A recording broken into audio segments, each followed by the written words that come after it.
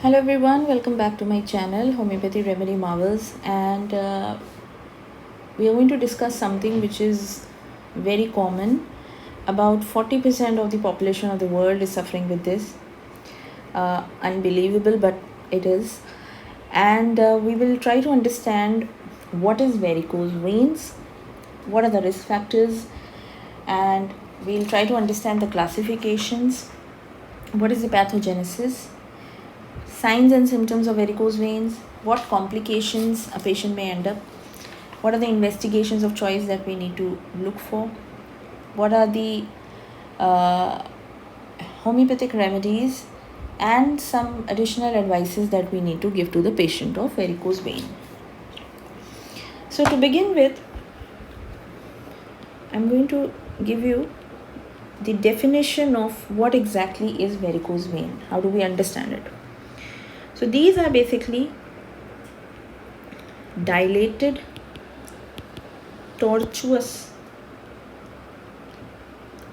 elongated veins of legs which develop due to faulty valves causing reversal of blood flow. So this is what is varicose vein, and it is more common in the lower extremities and very clearly visible in erect posture. When we see the age group of the patients, the peak age group is 40 to 50 years of age. As I told you, about 40% of the population is suffering with varicose vein. Out of these 40, 10% patients have severe form of varicose vein, where 2% patients develop varicose ulcers, which are very difficult to treat sometimes. Now, what are the risk group or risk factors? Often it is seen that females can have a hereditary predisposition to develop varicose veins. Patients who have a habit of prolonged standing, maybe because of professional requirements or otherwise, prolonged standing is one of the risk factors associated with varicose vein. Cases where there is raised intra-abdominal pressure. Now, this can develop because of being into sports sometime or pregnancy, and cases with chronic constipation who have to put a lot of pressure and have to strain a lot, and individuals who have, again, generally arteriovenal malformations can also develop varicose veins. Now, the case of varicose veins are actually classified. So I'll just take you through classification. There are actually two classes of classification. In class 1 classification, we divide them into 4 kinds. The first type is thread veins, where the size ranges from 0.1 to 0.5 to 1 mm, like spider veins, or also called as telangiectasis. Another type is reticular veins,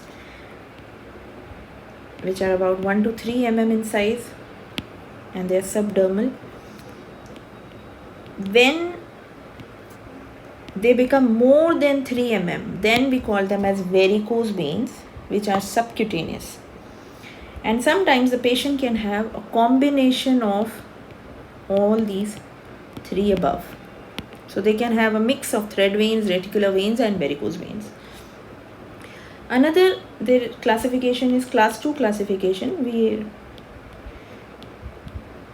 Patients can have affected long saphenous vein. Patient can have an affection of short saphenous vein, and patient can simply have perforator incompetence.